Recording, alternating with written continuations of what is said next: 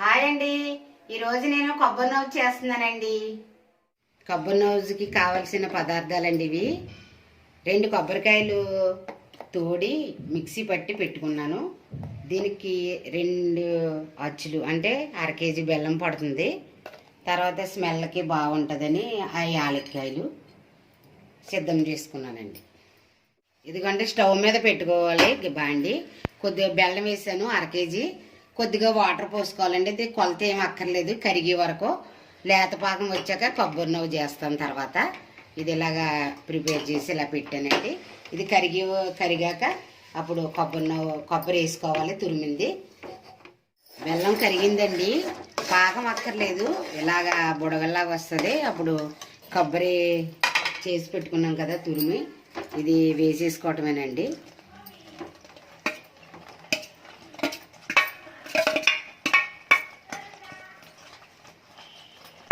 కొబ్బరి వేసుకుని చాలాసేపు పడుతుంది ఇది ఉడకటానికి.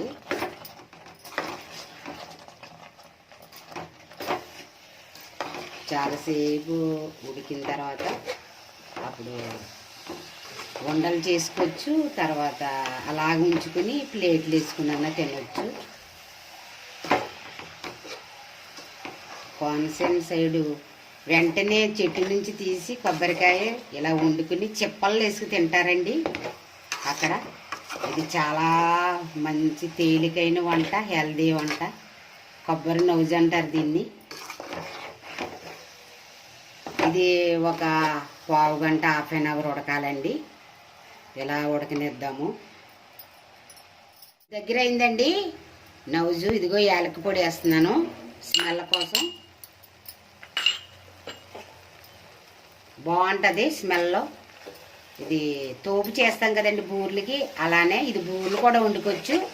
అటు సైడ్ బూర్లు కూడా వండుతారు, కజ్జికాయలు కూడా చేస్తారు. ఇది దగ్గర అయిందండి, రెడీ అయిందండి.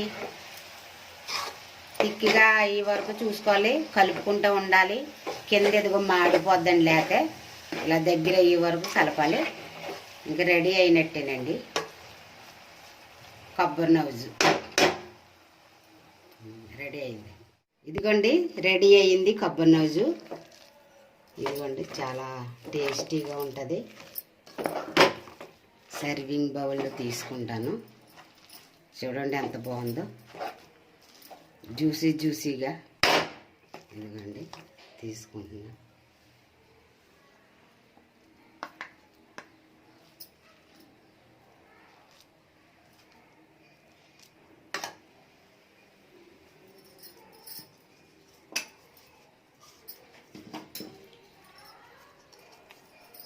కోనసీమ కొబ్బరి నవ్వు రెడీ అండి. అటు సైడు అప్పటికప్పుడు వండుకుని తినేస్తారండి.